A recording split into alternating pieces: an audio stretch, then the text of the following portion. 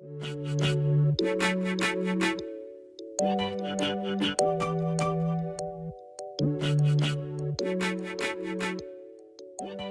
guys, welcome back to LTF1 and the first of our race reviews.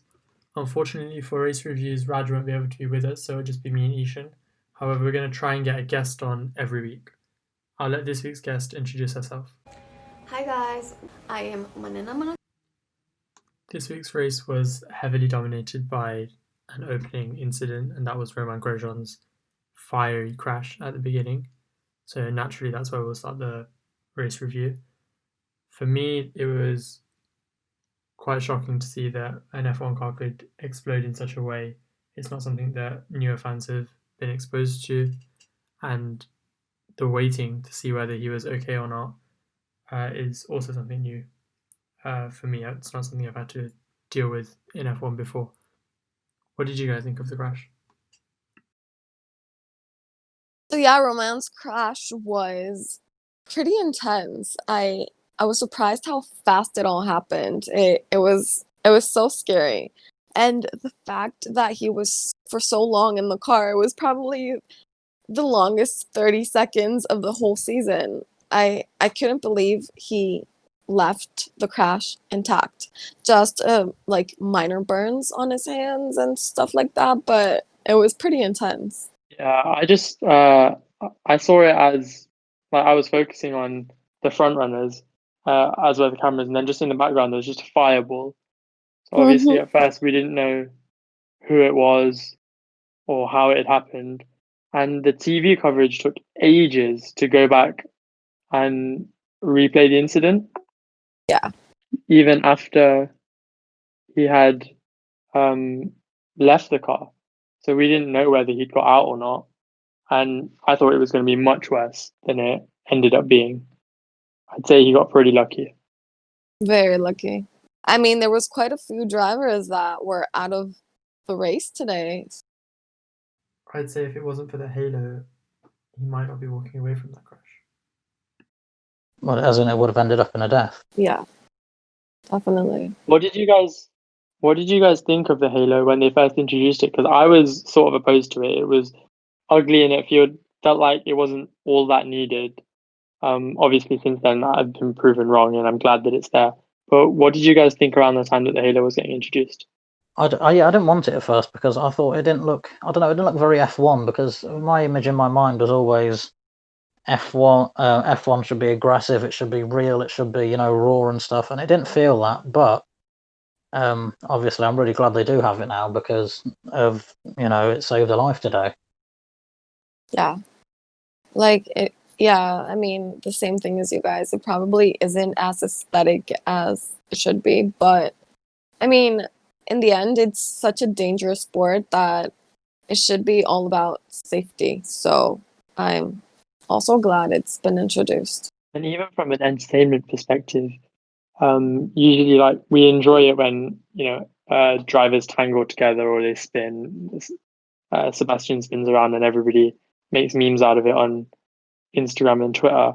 But for the first time, we saw a driver crash from something that he may not walk away from, and it was very quickly quite serious. That entertainment factor was taken away completely, and I guess it just shows that they're still putting their lives on the line. They deserve the pay and the accolades that they get, because they are taking a massive risk on for themselves. Definitely. That's exactly what Lewis Hamilton said at the end of the race, that this is such a dangerous sport. And every single time they get on a car, they're practically risking their lives because it doesn't matter how good of a drivers they are or what their position is on the standings. They can still risk their lives by driving, on every race. So, yeah. They repaired the barrier, and then when it came to another race start, the grid, did you notice it was some people came off a lot worse than others in the new grid start? Like Albon lost a couple places, others lost a couple places, and it seems a bit unfair because a lot of people are now going to say that Albon locked into that podium, where he was chasing Perez down and he was in that fourth place before the restart. I feel like if he hadn't have had to start further back on the second restart, he might have had an even better race. For me, like, I would have rather had Checo Perez on the podium. I mean, I'm Mexican, so I'm obviously going to root for the Mexican. And he is such a great driver. It was, for me, like, what was it? 12 laps before the race ended that he had to retire. I couldn't bear it. I was so mad. So mad.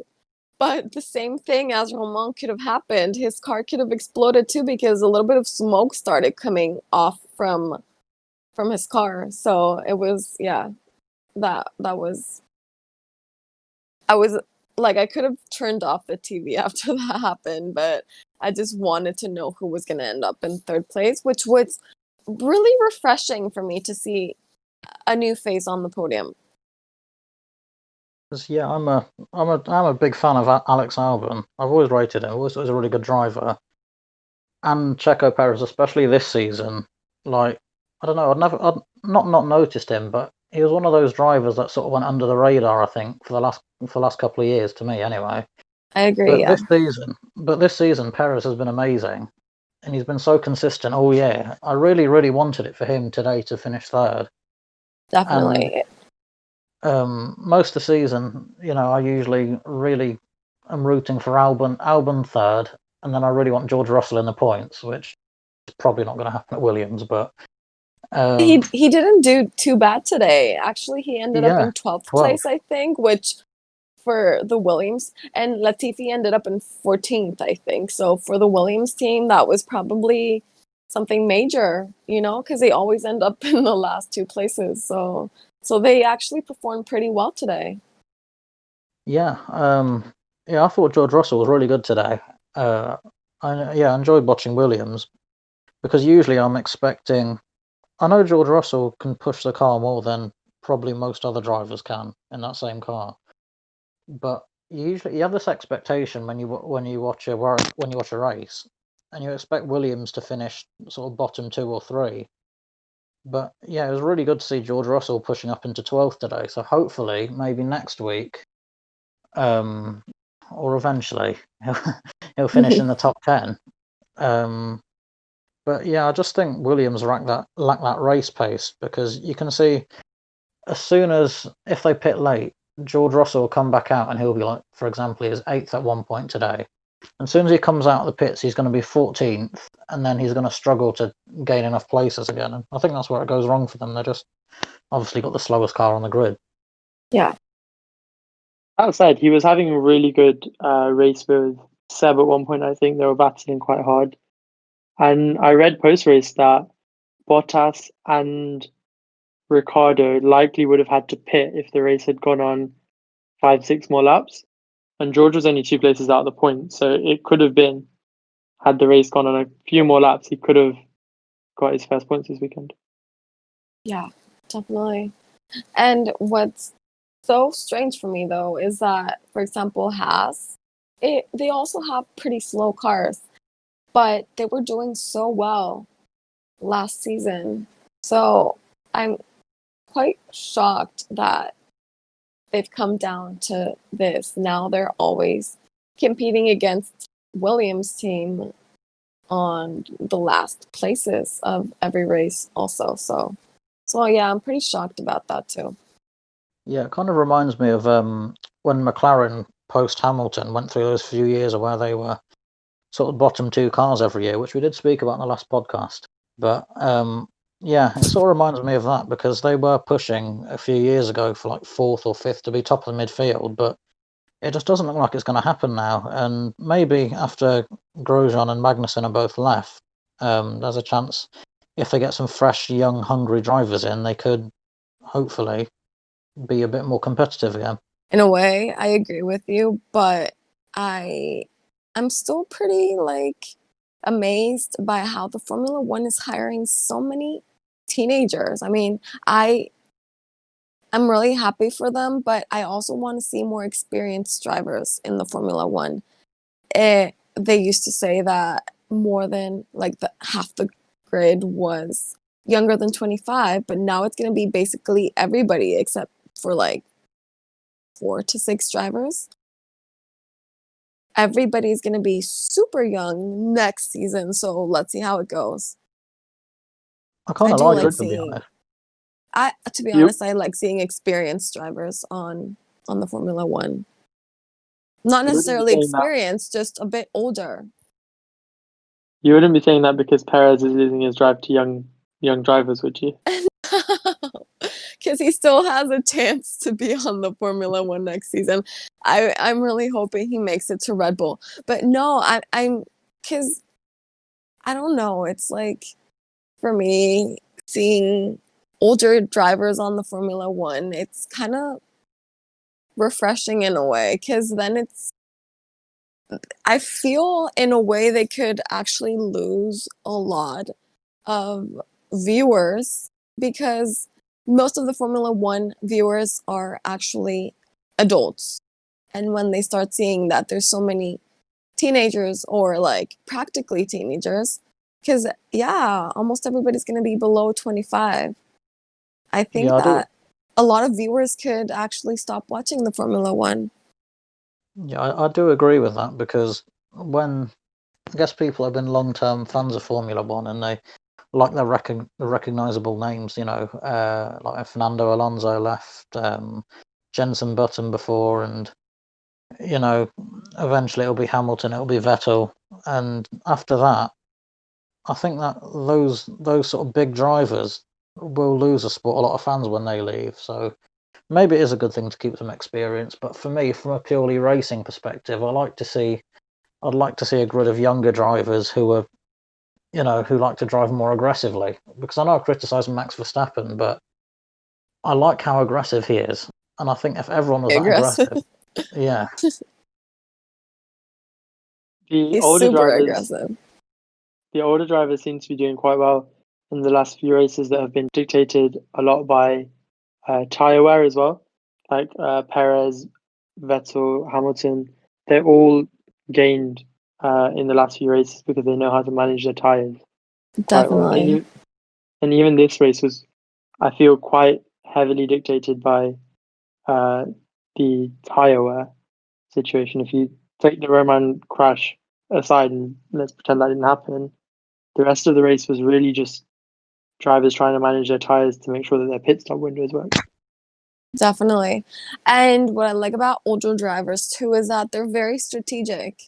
Like, I mean, like Ishan said, younger drivers are more aggressive and they don't really strategize their races as much, which is something I really like about Carlos Sainz.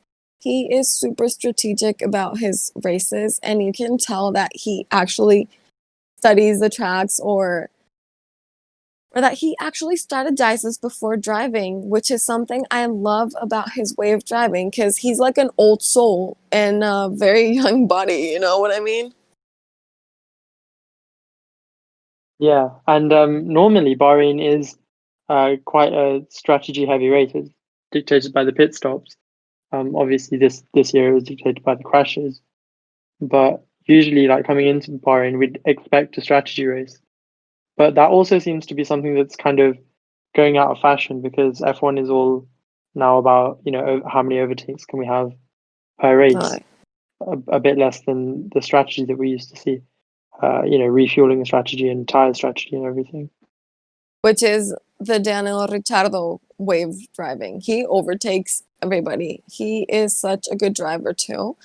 And I feel that Kevin Magnussen is very much that style also. The only problem is his car. I feel he could do so much better in the Formula One because he's a really good and a really fast driver. It's a shame with the car he has because I feel he could be, if not on the podium, at least midfield. You know what I mean? yeah, I think he Yeah, deserves to be higher than what he is at the minute because he Yeah, deserves better than 17th, 18th. yeah, definitely. Kevin Magnussen is so good. He's definitely one of my favorite drivers, but he is very underrated, unfortunately. and he had problems today as well, didn't he, with his car? Like in He a lot of did, races yeah, has seemed to be having problems with their car mechanically. So definitely. they're not really getting a chance to shine. Definitely. I definitely agree. Which, like, for me, being Haas, I've been rewatching the Formula One documentary of Drive to Survive because of my YouTube channel and seeing how well Haas did on 2018. They were so close to being fourth place on the team standings by the end of the season. And seeing how poorly they're doing right now, it does make me wonder like what has been happening with their car because they do have a Ferrari engine, so but Ferrari hasn't been performing their best either. So I don't know if it's been the engine or it's been the car or what has it been because both teams haven't been performing their best this season, which makes me wonder what's been going wrong. Yeah, I think it looks like more of the Ferrari lack of power and lack of reliability this year. Because you say Ferrari have been awful this season; they've been well below where they should be. So I think it's very telling that Haas, using the Ferrari power unit, are also struggling with reliability and power, the exact same problems that Ferrari are having.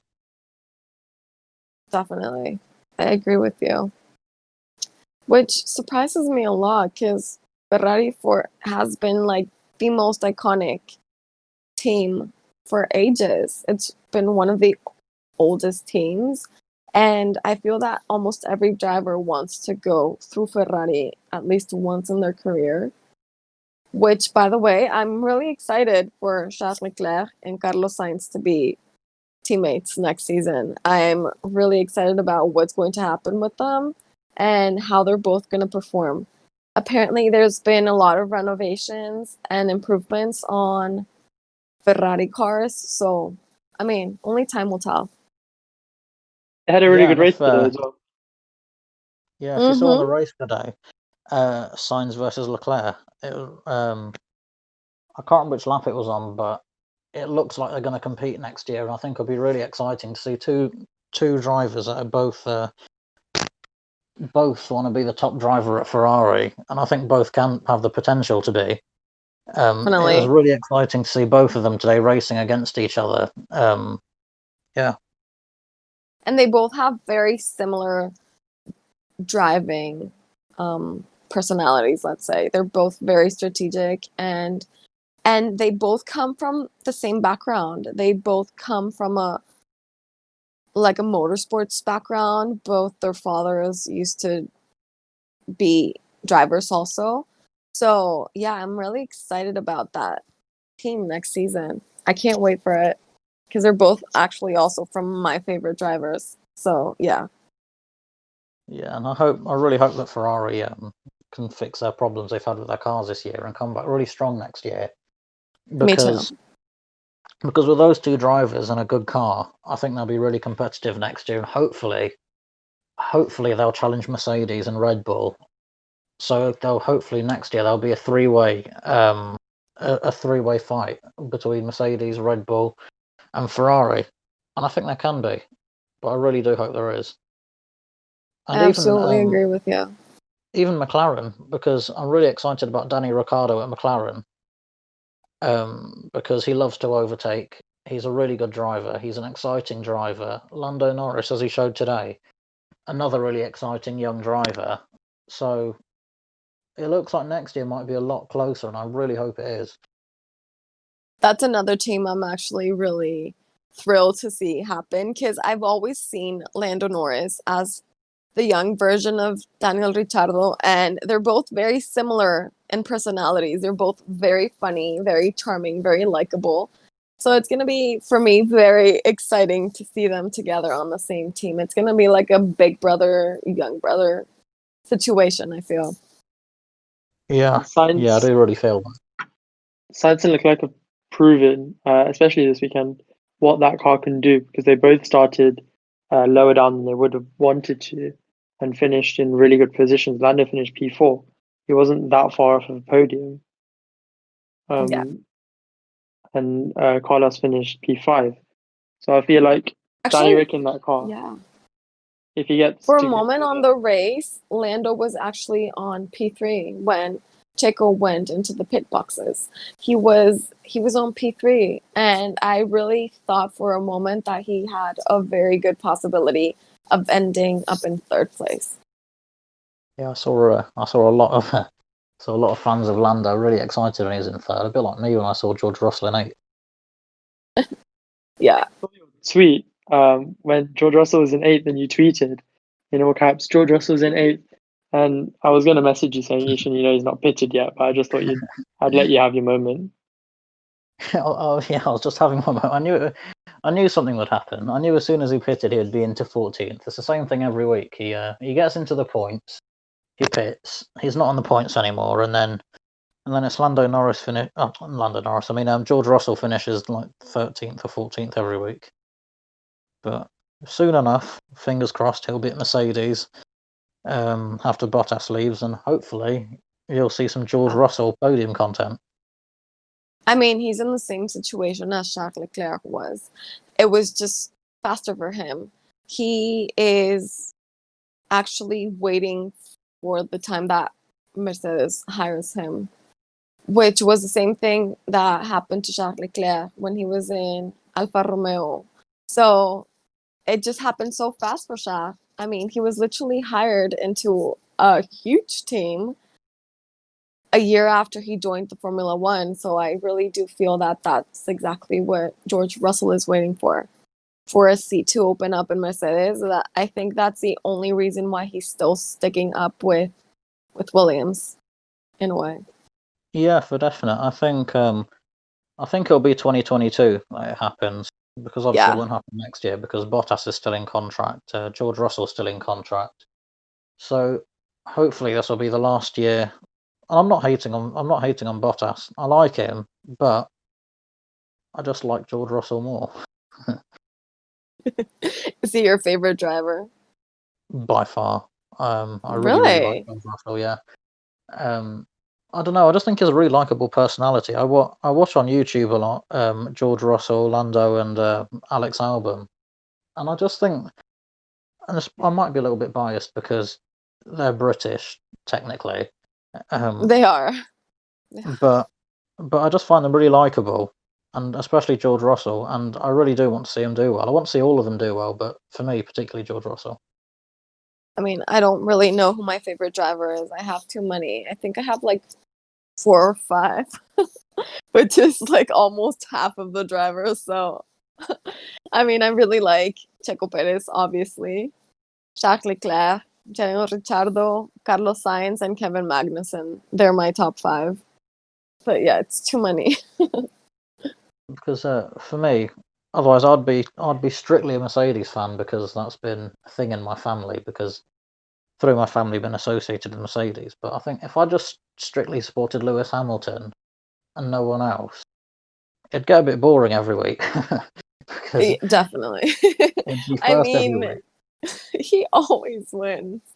That's exactly what we were talking about on an Instagram live I had last week. Well, not last week, actually. This week, we started saying who we thought was going to be on the grid, and we, like, both the interviewer and me said that we thought it was going to be Verstappen and Hamilton, and then we both said our third place, and whoever lost had to take a shot. So I think we both lost because none of our predictions won third place. I thought it was going to be Leclerc or Ricciardo, to be honest. And his predictions were also Ricciardo, or I don't remember who his other prediction was, but definitely none of us thought it was going to be Albon. No, I would have had it.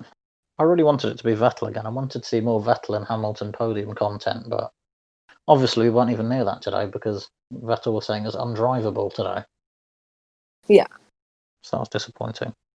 He seemed really unhappy with the car after a good qualifying yesterday, where he seemed like he'd got on top of the car issues. Today was he just went backwards. I don't understand though, because if they're Charles and Sebastian are both from the same team, why do they have such different cars? It doesn't make sense to me. Technically, they should both have the same cars and the same engines and the same everything, but apparently they don't. So that for me is super strange. I just don't get it. Yeah, it might just be, Vettel doesn't like the car overall, the way it's set up. It might be leaning towards Charles' style of driving, because obviously he's going to be there Yeah, moving forward. So he'll be yeah, influencing most of the development. because they'll see Charles there as a long-term solution.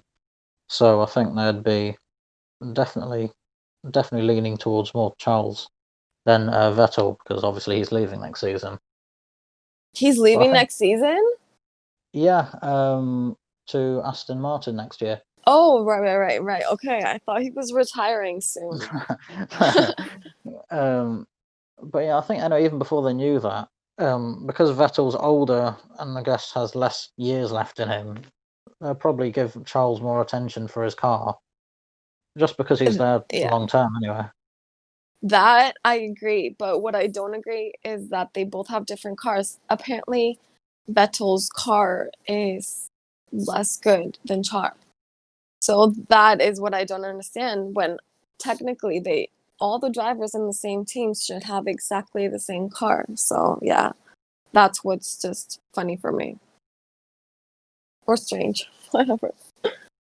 Do you think Checo Perez has a chance to end up in Red Bull? I want him to. The thing is, I'm so torn because I love Alex Albon and I really like Checo Perez too, and I really want him to do well. But one of them's Yeah, got to get a seat, and one of them's not going to get a seat. And I feel really bad definitely. for Yeah. Albon because apparently he's been told by Red Bull that he can go back to AlphaTauri next year and be guaranteed a seat. But he said Yeah, no that's to what I've that. heard. But apparently he said no to that. So I guess Why this would is he awkward do that? Oh my gosh. because I think maybe he sees himself as he's got to, I guess, where he wants to be now at Red Bull, and Yeah. he doesn't want to give it up. And I can understand that, but if there's the chance of not having a seat in F1 next year or having a seat in F1 next year, I think I'd definitely choose having a seat in F1 next year. He seems like he's getting on top of it though. In terms of the last couple of races, he's been there or thereabouts. Still a few tenths off Verstappen, but he's been putting the car in that fourth, fifth kind of place that he needs it to be. Yeah, I think he has a very similar way of driving to Checo Perez. They're both very serious drivers.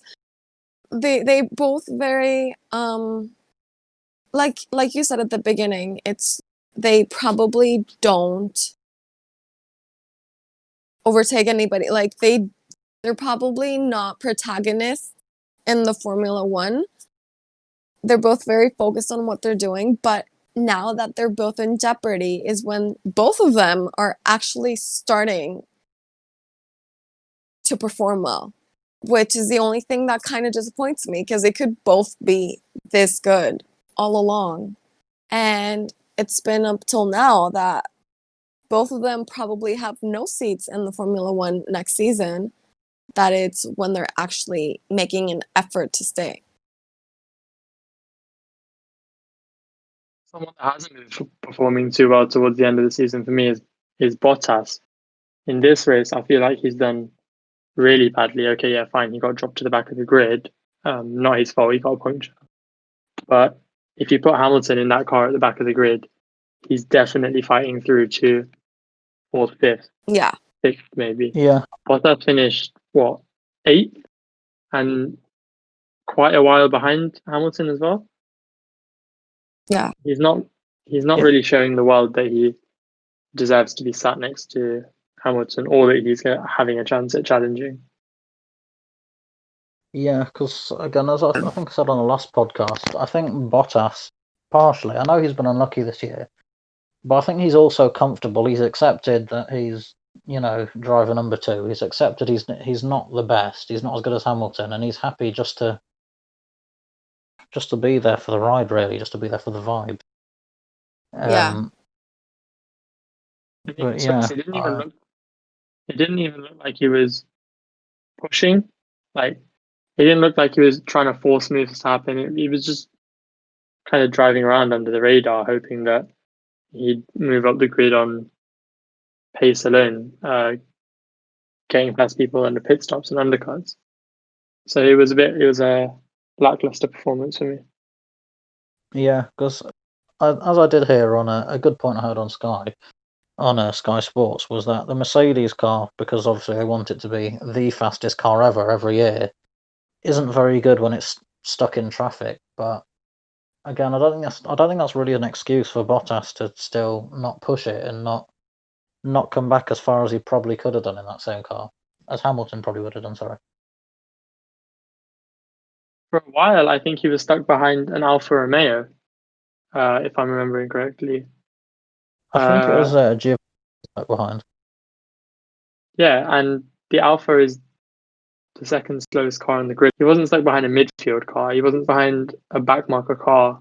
So yeah, I think the whole Grosjean incident cast a bit of a shadow over the rest of the race because, especially the younger drivers, probably would have seen it and been affected by it in a way that they, especially after what happened to Lance Stroll, which I think was it 4 laps after this race restarted? Can't quite remember, but yeah, I think everyone was a bit more cautious, and there was less drivers willing to push and less drivers willing to try and force overtakes and so on. And yeah, it was a bittersweet result because again, I was really happy for Albon because I do really like him, but at the same time, I felt really bad for Perez because again, he's been really consistent all season. He's really fighting for a seat next year, as is Albon, but he got so unlucky at the end not to get a podium. And I think, yeah, it was a bit of luck for Albon, but obviously he's done well to be in that position to start with. But yeah, it didn't feel like there was a lot to celebrate afterwards, and I don't think the rest of the drivers particularly felt like celebrating too much afterwards either, because I think the main concern was Grosjean, obviously, and what had happened. So yeah, And Absolutely agree with you. even post race, it was clearly playing on Daniel Ricciardo's mind because he made some comments about how the replay just kept on airing over and over again of Grosjean's crash, and he really wasn't happy about that. I don't know. My opinion on it is we saw Grosjean get out of the car. He seemed to be okay. We got the message from the medical center that, barring minor injuries, he was fine. So seeing the crash again, with the knowledge that he's walked away from it, isn't too much of a problem. What do you guys think? Yeah, like, come on, for me, was lucky because he could have definitely died in that crash. It was so intense and it was pretty scary how quick it all happened.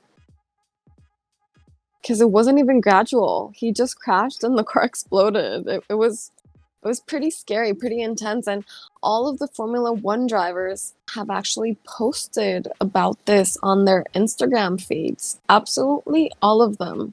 So it was pretty traumatic for everybody. Charles Leclerc actually posted that he was watching how the crash happened on his rear view mirror. So yeah, I can't imagine how traumatic it could have been for all of them after they experienced it. All of the drivers that actually had to pass by that crash. Because yeah, I don't think there's been a Formula death since Antoine Hubert in 2019, which that was actually also pretty shocking because he died instantly too. He just crashed and he died at that moment. but yeah, And a if you lot of saw like the people, scenes inside the garages, inside the pits, I think a lot of pit crew and so on thought they had died because there was a lot of people crying, a lot of people very emotional. So I think knowing the potential was there for him to have died potentially. I think they milked it a little bit, especially on Sky Sports, as in like they showed every angle of it. They showed like nearly every driver's perspective of it. They showed the onboard camera. They showed about 50 replays, and I think maybe one or two times they'd gone over how it happened, but I didn't think they needed to keep filling the red flag time between the race restarting. It was needed that many replays and like then slow motion replays and so on. I think it was just a bit overkill. Yeah, and then Could be, Sky turned around especially. themselves and made the point that for his family watching, directly after the incident, when they don't have any information, even less information than the people at the race, it wouldn't have been easy for them to see how many replays of their husband or their dad in a crash like that. So it was a bit too much on the TV crews, maybe. So I think he's a father of 3, and he has a wife as well. So obviously, for his kids watching, for his wife watching, and so on. It's just, I don't think they should have shown it as much. I think it's just a bit disrespectful towards him and his family. Yeah. I mean, the good thing is that he's safe now, and he actually posted a video a few minutes ago of him at the hospital. Both of his hands are in, well, it was pretty much the only thing that got burnt on his body, his hands.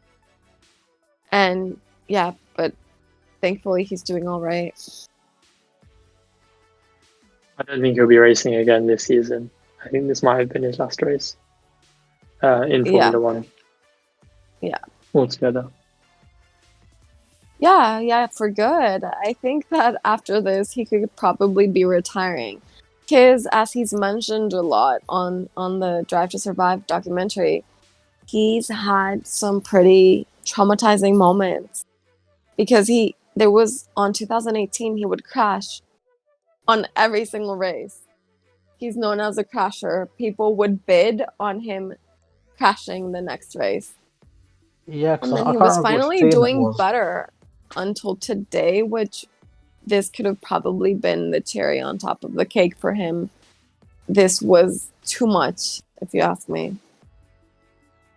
So I remember about his reputation on Drive to Survive. I can't remember which team it was that was saying there was a pit crew saying, he won't make it past the second corner.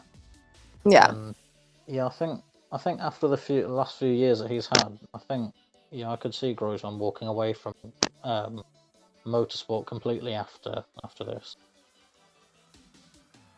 Nobody would blame him, I don't think, if he did decide to walk away now. So, obviously, Romain got driver of the day. Yeah, because he's only doing more psychological damage to himself. Yeah, because if he did come back, he'd be unconfident, and then that's a risk of even more crashes and so on happening. And that's not said in a heartless way. But he's also been the reason for a lot of crashes too between other drivers. And on 2018, I think because of him, around 4 drivers crashed because he crashed against one, and then one crashed against the one he crashed against with, and then the other one crashed against the third one. So it was a crash of 4 drivers on one circuit because of one of the crashes that he occasioned. So yeah.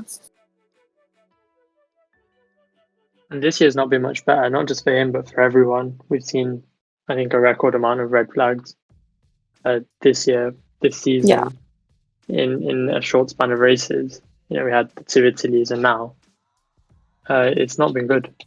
But nobody's been seriously injured, not even broken bones. So the FIA are doing their job there. So what do you guys think about Nico Hülkenberg's future?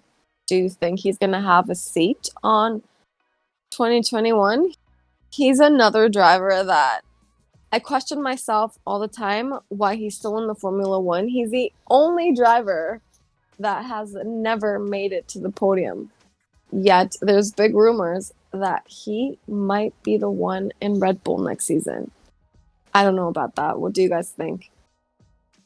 If Hulk comes back, it will be because Checo's not got a seat. And if Hulk doesn't come back, it's because Checo has got a seat. Either or. I'd take either of them on the grid. They're both good. Checo maybe has an edge. But as a youngster, Nico was rated really, really highly to be like the next big thing. A bit like how Norris and Russell have come in with that rating from F2. So it's a shame that he's not been able to live up to that potential. But I think his time's gone now. Yeah, Yeah. I'd agree with that. I can't see. I don't know, unless something drastic happened. I couldn't see Hulkenberg coming back. Just simply because there's right now there's too many drivers for F1 that deserve a seat that won't get a seat next year, including some drivers coming up from F2. And then obviously there's the Albons, there's the Perez's, and yeah, I just think his time's gone now. If it was going to happen, it would have been a couple of years ago, but not now. Yeah, definitely. I think the same thing. And yeah, he was such a legend and such a big promise when he was younger.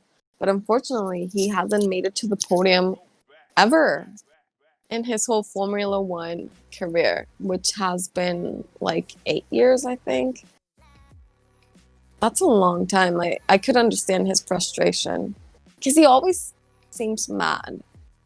I don't really feel that the last races he was having, he was enjoying his time. He just seemed frustrated to me all the time. On that, maybe we should wrap up by looking at next week's Grand Prix. I think they're calling it Sakir GP, the Bahrain outer track. What are your expectations for next week? Well, I really hope that Checo does get at least a third place on the podium because he's been proving lately that he's a really good driver. And it was so shameful for me to see him having to retire from the race with just 12 laps to go. So I really hope Checo Perez to the podium. And to be honest, I can't wait for Abu Dhabi, which is when Red Bull is finally announcing who's going to take that 2021 seat. I just want to know what's going to happen with Checo's future. And he actually gave a statement which made it seem in a way that he was going to retire for good, not because of his doing, but because he also doesn't know what's going to happen with his future. Next week. It would be nice to see somebody new on the podium. Hamilton is a given. We all know that. I would say Checo because he's been performing pretty great, but I don't know. I think it would probably be Hamilton, Ricciardo, and somebody else. That's my prediction. I don't know if I'm going to be right, but Hamilton is a given. I think we might get a crazy race next week. A lot of failures and or collisions, leaving us with something like a Monza, entirely new podium. That was a really exciting race. Exactly. If we could have something. I loved seeing new faces on the podium. Pierre Gasly's win was major. Yeah, that was a one race this season that I missed. It was a major race. So different than any other race. If we could have a race like that going into the winter break, it would be a really good boost for some of the smaller teams. Yeah. Yeah, and with the current midfield battle between Ferrari, McLaren, and Renault, all really close on point, and Racing Point, obviously, I think it'll be really exciting to see how tight it gets for the last two races, to see who makes up the third and fourth, fifth places. No. For me, I'm really hoping that any of the Racing Point drivers make it to the podium on the last two races, because it would be very exciting for Racing Point to be a midfield winner. I think it would be the first time in the whole history of the team to be on fourth place on the team standings by the end of the season. So that for me would be very exciting. So thank you all for listening. This has been our race review of the Bahrain GP. And whilst you're here, don't forget to like, comment and subscribe, and follow us on Twitter at _LTF1_ and Instagram at LTF1official. Thank you again, and we should be back next Wednesday. Thank you guys so much for inviting me. I had a really good time talking about the Bahrain race, which was incredibly dramatic and intense. If any of you want to follow me on my social media, I'm on Spotify with my podcast, YouTube, and Instagram with AGirlTalksF1. Thank you guys so much for the invitation and hope to see you soon.